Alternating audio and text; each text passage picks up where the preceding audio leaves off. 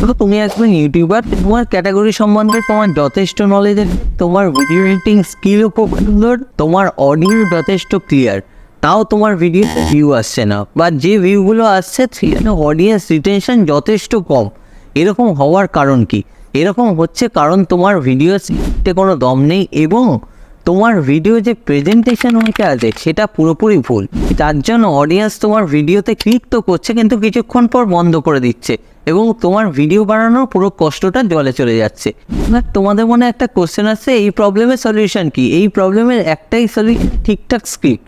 কিন্তু ঠিকঠাক স্ক্রিপ্ট কাকে বলে বা সেটা করবই বা কিভাবে, সেই ইনফরমেশনটা আজকে এই ভিডিওতে পাওয়া যাবে। কীভাবে লিখতে হয় সেটা শেখার আগে জানতে হবে স্ক্রিপ্ট কত ধরনের হয় আর কোন স্ক্রিপ্টটা কোন ক্যাটাগরির জন্য পারফেক্ট। ইউটিউবের জন্য সাধারণত দু ধরনের স্ক্রিপ্ট লেখা হয়। নাম্বার 1 হচ্ছে বুলেট পয়েন্ট স্ক্রিপ্ট, নাম্বার 2 হচ্ছে word to word script. Bullet point স্ক্রিপ্টে আমরা শুধু বুলেট পয়েন্ট মানে ইম্পর্টেন্ট পয়েন্টগুলো লিখি, যেখানে ওয়ার্ড টু ওয়ার্ড স্ক্রিপ্টে আমরা পুরো ওয়ার্ড মানে যেটা আমরা ভিডিওতে বলবো পুরো ওয়ার্ডটা আমরা প্যারাগ্রাফ আকারে লিখি। বুলেট পয়েন্ট স্ক্রিপ্ট টেকনিক্যাল এবং এডুকেশনাল চ্যানেলের জন্য ইউজফুল, যেখানে ওয়ার্ড টু ওয়ার্ড হচ্ছে ব্লগস, গেমিং এইসব চ্যানেলের জন্য খুব ইউজফুল। এবার এই দু ধরনের স্ক্রিপ্ট একটু ডিটেলসে জেনে নিই। বুলেট পয়েন্ট স্ক্রিপ্ট একটা ফ্লো চার্টের মতন হয়, যেখানে একটা টাইটেলের আন্ডারে কিছু মেন হেডিং থাকে এবং সেই মেন হেডিংয়ের আন্ডারে কিছু সাব হেডিং, আবার সেই সাব হেডিংয়ের আন্ডারে আরও কিছু সাব হেডিং থাকে এবং এইভাবে একটা ডিটেলস স্ক্রিপ্ট তৈরি হয়। কি এখানে একটা প্রবলেম আছে যে আমরা আমাদের ভিডিওর জন্য বুলেট পয়েন্টই চুজ করতে পারি না, তার জন্য আমরা ভিডিওটা শুরুই করতে পারি না। এক্ষেত্রে আমরা চ্যাট জিপিটির হেল্প নিতে পারি। ধরো এক্সাম্পল, আমি এই ভিডিওর বুলেট পয়েন্ট খুঁজে পাচ্ছি না, সেক্ষেত্রে কী করবো, চ্যাট জিপিটিতে গিয়ে লিখবো bullet point for how to right YouTube script. Chat GPT তোমাদের বুলেট পয়েন্টগুলো দিয়ে দেবে। এবার তাতে যদি সাব পয়েন্ট না থাকে তাহলে তুমি একটা ঠিকঠাক ইনস্ট্রাকশান দেবে যে রাইটটা সাব পয়েন্ট বলে, এরকম ইনস্ট্রাকশান দিয়ে চ্যাট জিপিটির কাছ দিয়ে তোমরা সেই সাব পয়েন্টগুলোও নিয়ে নিতে পারো।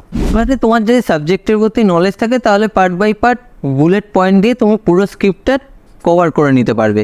এইভাবে তুমি তোমার একটা ভ্যালুয়েবল কন্টেন্ট তৈরি করবে। বুলেট পয়েন্ট স্ক্রিপ্ট আমি তাদেরকেই প্রেফার করব যাদের ফিল্ড সম্বন্ধে ধারণা আছে, যারা টাইটেল আর হেডিং দেখে পুরো ভিডিওটা কভার করে নিতে পারবে।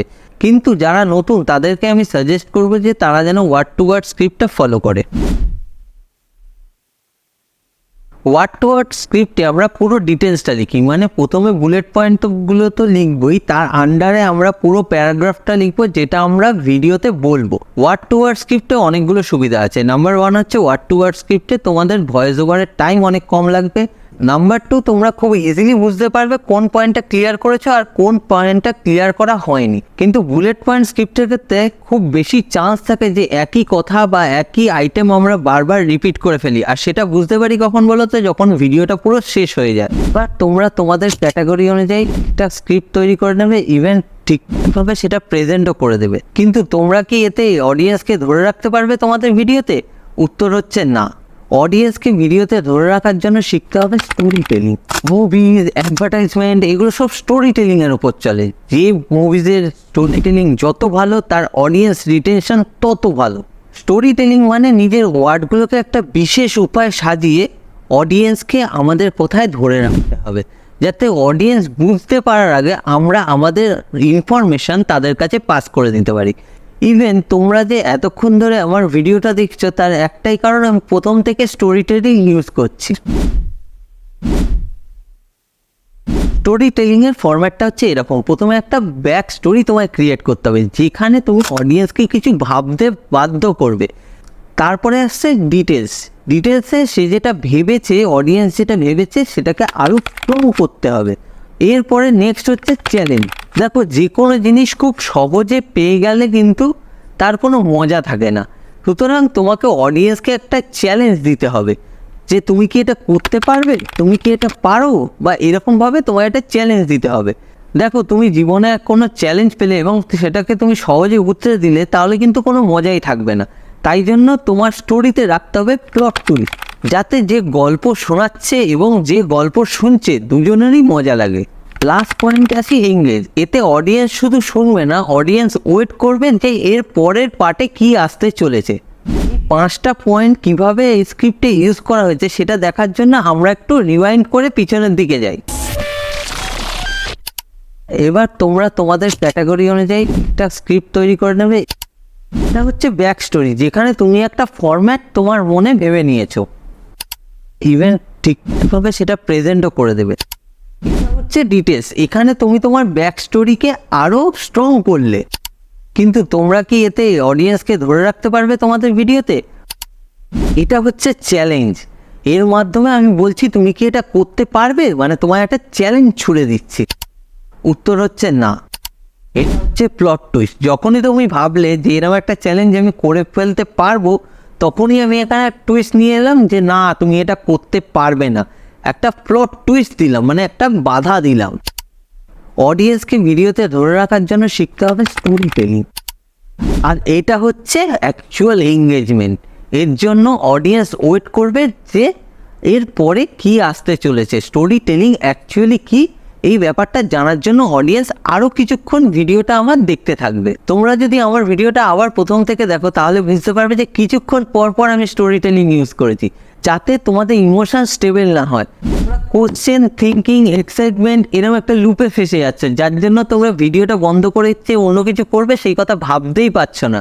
এইভাবে আমরা আমাদের অডিয়েন্স রিটেনশন বাড়াতে পারি। আর এই অডিয়েন্স রিটেনশন বাড়ানোর জন্য এই 5টা পয়েন্ট মাথায় রাখলেই হবে। এতক্ষণ যেটা হলো সেটা হলো কন্টেন্টের পার্ট, কিন্তু সবার প্রথমে আসে ইন্ট্রো এবং সবার শেষে আসে হচ্ছে আউটরো। এবারে আমরা জেনে নিই ইন্ট্রো কিভাবে আমরা করব। ইউটিউব অ্যালগরিদম অনুযায়ী তোমার ভিডিওর প্রথম 30 সেকেন্ডই ঠিক করে দেবে তোমার ভিডিওর পারফরমেন্স কেমন হবে। আর যদি এই 30 সেকেন্ড অডিয়েন্স খুব ভালোভাবে ভিডিওটা দেখে, তাহলেই বুঝতে হবে তোমার ভিডিওটা তারা শেষ অবধি দেখবে। কিন্তু এখন শর্টসের সময়, এখন এই সময়টা কমে গিয়ে হয়েছে 8 থেকে 10 সেকেন্ড। মানে এই 8 থেকে 10 সেকেন্ডে এমন কি করতে হবে যাতে অডিয়েন্স আমার পুরো ভিডিওটা দেখে।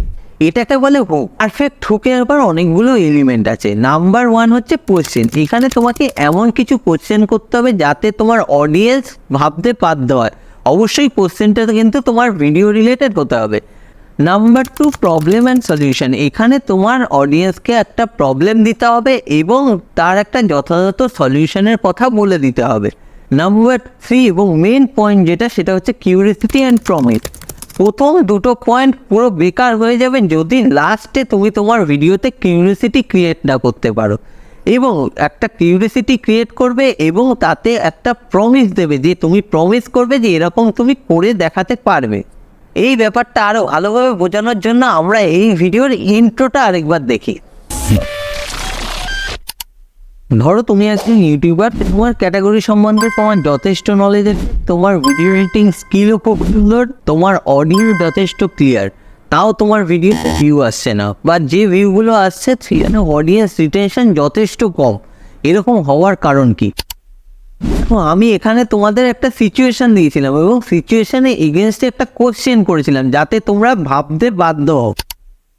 এরকম হচ্ছে কারণ তোমার ভিডিওতে কোনো দম নেই এবং তোমার ভিডিও যে প্রেজেন্টেশন হইতে আছে সেটা পুরোপুরি ভুল। এই জায়গায় আমি তোমার একটা বোল্ড স্টেটমেন্ট দিলাম যে তোমার স্ক্রিপ্ট ভালো নেই, তোমার প্রেজেন্টেশন ভালো নেই। যার জন্য অডিয়েন্স তোমার ভিডিওতে ক্লিক তো করছে কিন্তু কিছুক্ষণ পর বন্ধ করে দিচ্ছে এবং তোমার ভিডিও বানানোর পুরো কষ্টটা জলে চলে যাচ্ছে। তোমাদের মনে একটা কোশ্চেন আসছে, এই প্রবলেমের সলিউশন কি? এই প্রবলেমের একটাই সলিউশন, ঠিকঠাক স্ক্রিপ্ট। কিন্তু ঠিকঠাক স্ক্রিপ্ট কাকে বলে বা সেটা করবই বা কিভাবে, সেই ইনফরমেশনটা আজকে এই ভিডিওতে পাওয়া যাবে।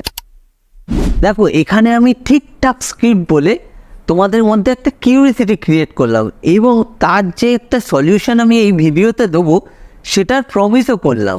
এইভাবে তোমরা তোমাদের ইন্ট্রোতে একটা হুক ক্রিয়েট করতে পারো। ইভেন তুমি স্টোরি টেলিংও ইউজ করতে পারো। তুমি ভালো করে লক্ষ্য করে দেখো, আমি স্টোরি টেলিং আর হুক দুটোই একসাথে ইউজ করেছি আমার ইন্ট্রোতে। এটা তো গেল ইন্ট্রোর পার্ট। ইন্ট্রো, কন্টেন্ট এগুলো কমপ্লিট হওয়ার পর আসছে আউটরো। আউটরো বিভিন্নভাবে করা যেতে পারে। কেউ আউটরোতে নিজের চ্যানেলকে সাবস্ক্রাইব করতে বলে, কেউ আবার এন্ড স্ক্রিনে পুরোনো ভিডিওর লিঙ্ক দেয়। এইগুলো কোনোটাই ভুল নয়। আমি এতদিন এইগুলোই ইউজ করতাম, কিন্তু রিসার্চ করার পর আমি বুঝতে পারলাম সবথেকে বেস্ট উপায় হচ্ছে সিটিআর, মানে কল টু রিয়াকশান। আমার এই ভিডিওর সিটিআর কী হতে পারে? আমার এই ভিডিওটা হচ্ছে স্ক্রিপ্ট কীভাবে তৈরি করতে হয়। তোমরা স্ক্রিপ্ট তৈরি করে ভিডিও ঠিকঠাক উপায়ে প্রেজেন্ট করলে, স্টোরি টেলিং দিলে, কিন্তু ইউটিউব তোমাদের ভিডিও রেকমেন্ড করলো না, তাহলে কি তোমাদের ভিডিওতে ভিউ আসবে? উত্তর হচ্ছে না, আসবে না। তাহলে কি করতে হবে? ইউটিউবকে রেকমেন্ড করতে বাধ্য করতে হবে। তার জন্য কি করতে হবে? এসইও করতে হবে। এই এসইও কি জিনিস সেটা যদি আমরা না জানি, তাহলে আমরা ভিডিওকে কখনোই ইউটিউব হোমে, ইউটিউব সার্চে, ইভেন ইউটিউব সাজেস্টেড ভিডিওতেও নিয়ে যেতে পারবো না। তাহলে এই এসইওটা আমরা কিভাবে সহজে করতে পারি, এটা জানার জন্য অবশ্যই আমার চ্যানেলে এসইও কিভাবে করতে হয় 0 to অ্যাডভান্স লেভেল একটা ভিডিও করা আছে, সেটা গিয়ে দেখো, দেখলে সেটা পুরোটাই ক্লিয়ার হয়ে যাবে। এটা হচ্ছে এই ভিডিওর সিটিআর, মানে কল টু রিয়াকশান। এখানে গল্পের মাধ্যমে স্টোরি টেলিং দিয়ে তোমাকে একটা ইনফরমেশন দিলাম যে তোমাদের শুধুমাত্র স্ক্রিপ্ট রাইট করলেই হবে না, তোমাদের শিখতে হবে এসইও। এবং এসইওটা শিখবে কোথা থেকে? আমার চ্যানেলে এসইওর একটা 0 to অ্যাডভান্স লেভেল ভিডিও আছে, সেটা গিয়ে দেখো, সেখান থেকে তোমরা শিখে যাবে। তাহলে এই ভিডিওটা দেখার পর তোমরা ইজিলি তোমাদের স্ক্রিপ্টটা তৈরি করে নিতে পারবে। তাহলে আজকের জন্য এটুকুই। Good night, thank you.